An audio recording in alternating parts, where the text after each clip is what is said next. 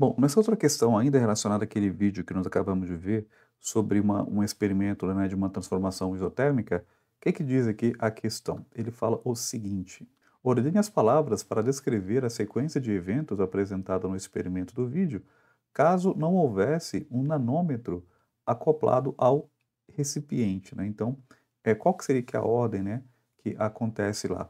Bom, aqui ele fala, né, a pressão interna relacionado aos choques das moléculas com as paredes aumenta. A gente percebe que isso não é o começo, né, do experimento.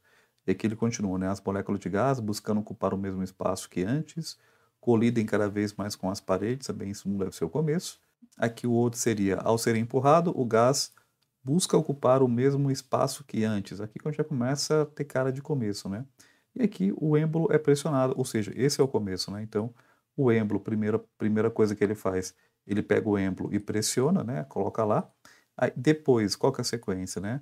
Ao ser empurrado, o gás busca ocupar o mesmo espaço que antes. Então, a sequência, depois do êmbolo ser empurrado, é esse cara aqui, né? Então, vamos colocar aqui o êmbolo mais para cá. E aí, depois acontece o quê? As moléculas de gás, buscando ocupar o mesmo espaço que antes, colidem cada vez mais com as paredes do recipiente, né?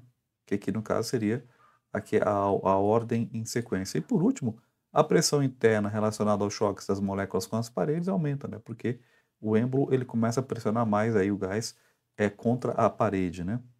E aí a transformação térmica apresentada acontece pela relação direta, né, entre a diminuição do volume do gás e o aumento da sua pressão. Essa relação ocorre pois ambas as características têm relação com o movimento das moléculas do gás, que se chocam mais uma com as outras e com as paredes à medida que o volume diminui. A gente percebeu isso no vídeo, né?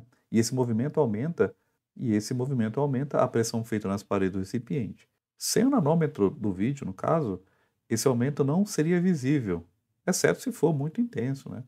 Então essa ordem que ficou aqui, né, estabelecida, tranquilinho, né? Olhando o experimento. Beleza? É isso.